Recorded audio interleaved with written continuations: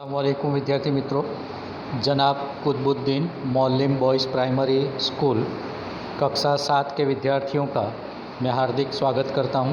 विद्यार्थी मित्रों, आज हम काव्य 5 का पुनरावर्तन करेंगे।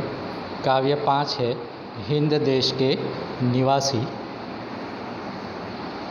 सबसे पहले प्रश्न 1, निम्नलिखित प्रत्येक प्रश्न के उत्तर के लिए दिए गए विकल्पों में से सही विकल्प चुनकर उसका क्रम अक्षर प्रश्न के सामने दिए गए चौखुट में लिखिए। पहला, फूलों को माला में खाली जगह जाता है, गूंथा जाता है। डी ऑप्शन है, यानी यहाँ हमने डी लिखा। नंबर 2, कोयल की खाली जगह निराली होती है, कूक। 3, सभी खाली जगह की मंजिल एक है, पंथों की। 4, खाली जगह की टेर सबको प्यारी लगती है, पपी है की। प्रश्न 2, कोष्ठक में से उचित शब्द चुनकर रिक्त स्थानों की पूर्ति कीजिए। नंबर 1, हिंद देश के खाली जगह सभी जन एक है, निवासी। नंबर 2, प्यारे प्यारे फूल गूथे खाली जगह में एक है, माला। तीसरा, गा रही खाली जगह बुलबुल राग मगर एक है, तराना। नंबर 4, धर्म है अनेक जिनका खाली जगह वही है, सार। नंबर 5, पंथ है निराले सबके खाली जगह तो एक है, मंजिल। नंबर 6, जो शब्द खाली जगह के नाम पर प्रयुक्त होते हैं उन्हें सर्वनाम कहते हैं, नाम के स्थान पर। नंबर 3, प्रश्न 3, सही वाक्यांश चुनकर विधानों को पूर्ण कीजिए। विविधता में ही एकता है, उसका सही ऑप्शन है हमारे देश की विशेषता है। नंबर 2, सभी धर्म एक समान है क्योंकि उनका सार एक है। तीसरा, अलग अलग नदियाँ सागर में मिलकर अपनी एकता प्रकट करती है। क्या है तीसरा? अलग अलग नदियाँ सागर में मिलकर अपनी एकता प्रकट करती है। प्रश्न 4, निम्नलिखित प्रश्नों के उत्तर एक एक वाक्य में लिखिए। विविध प्रकार के फूल किस बात के प्रतीक है? तो विविध प्रकार के फूल भारत की विविधता के प्रतीक है। सवाल नंबर 2, अलग अलग फूलों की माला किसका प्रतीक है? तो अलग अलग फूलों की माला विविधता में एकता की प्रतीक है। सवाल नंबर 3, कविता में कोयल, पपीहा और बुलबुल किसके प्रतीक है? तो कविता में कोयल, पपीहा और बुलबुल भिन्न भिन्न बोलने वाले भारतवासियों के प्रतीक है। सवाल 4, सभी धर्मों का सार क्या है? इसका उत्तर है सभी धर्मों का एक ही सार है, ईश्वर को प्राप्त करके समग्र मानव जीवन का कल्याण करना। सवाल 5, माला में कौन कौन से फूल एक रूप हुए हैं? तो माला में बेला, गुलाब, जूही, चंपा, चमेली आदि तरह तरह के फूल एक रूप हुए हैं। आगे देखें, छठा सवाल, कौन कौन सी नदियाँ सागर में मिलती है? तो गंगा, यमुना, ब्रह्मपुत्रा, कृष्णा, कावेरी आदि नदियाँ सागर में मिलती है। प्रश्न नंबर 5, निम्नलिखित प्रश्नों के उत्तर लिखिए। पहला सवाल, हमारे देश की क्या विशेषता है? तो हमारे देश में भिन्न भिन्न रंग रूप और पहनावे वाले एवं अलग अलग भाषाएं बोलने वाले लोग रहते हैं। इसके बावजूद यहाँ के लोग एक है। इस तरह विविधता में एकता ही हमारे देश की विशेषता है। दूसरा सवाल, हिंदवासियों में कैसी विविधता पाई जाती है?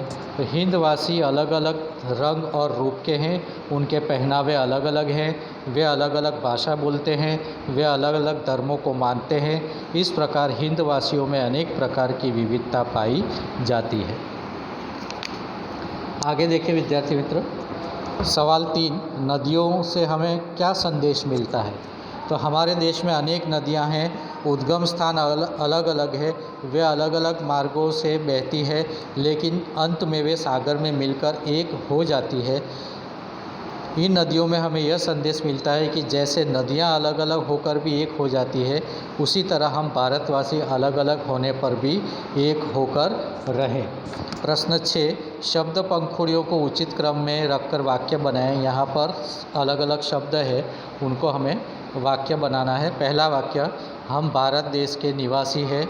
दूसरा वाक्य है, कोयल की आवाज़ मधुर होती है। तीसरा वाक्य है, फूलों की तरह हंसते रहना चाहिए।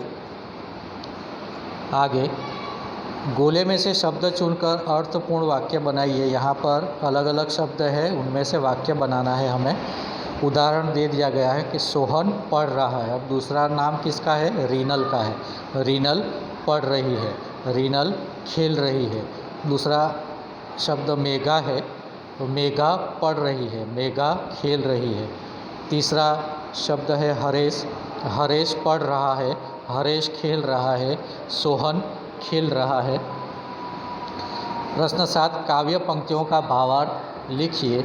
हिंद देश के निवासी सभी जन एक है, रंग रूप वेश भाषा चाहे अनेक है। इसका भावार्थ, भारत देश में रहने वाले लोगों के रंग रूप पहनावे और भाषाएं भले ही अलग अलग हो, परंतु वे सब लोग एक हैं। यहाँ रहने वाले सभी लोगों की मातृभूमि भारत ही है।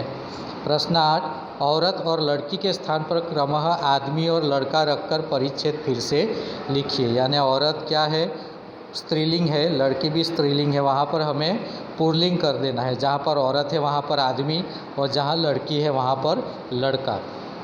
तो यहाँ पर हम इस तरह का पैराग्राफ बनेगा कि एक मोटा आदमी जा रहा था, पीछे पीछे एक लड़का चल रहा था।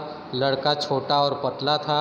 आदमी को पता चला तो घूर कर बोला, ए लड़के, मेरे पीछे पीछे क्यों चल रहा है? लड़का भोलेपन से बोला, मैं तो केवल छाँव के नीचे चल रहा था। आगे देखें विद्यार्थी मित्र, प्रश्न 9, कोष्ठक में से शब्द समानार्थी नहीं है उस पर गोल कीजिए और समानार्थी का वाक्य में प्रयोग कीजिए। यहाँ पर पैर जो है वो समानार्थी नहीं है, बाकी ये सब समानार्थी है। यहाँ पर उदाहरण दिया गया है पंथ, तो यह पंथ सरल नहीं है। उसी प्रकार राह, मुझे नई राह मिल गई। उसी प्रकार रास्ता, यह सीधा रास्ता है। अब हम यहाँ से बनाएंगे तो कांटा समानार्थी है नहीं है, बाकी की ये तीनों समानार्थी है।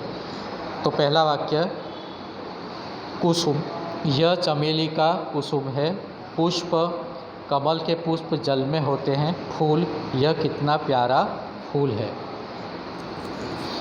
अब यहाँ हम देखेंगे कि आम, आम समानार्थी नहीं है, बाकी के सभी तीनों शब्द समानार्थी है, उनके वाक्य हमें बनाने हैं। अनूठा, यह एक अनूठा विषय है।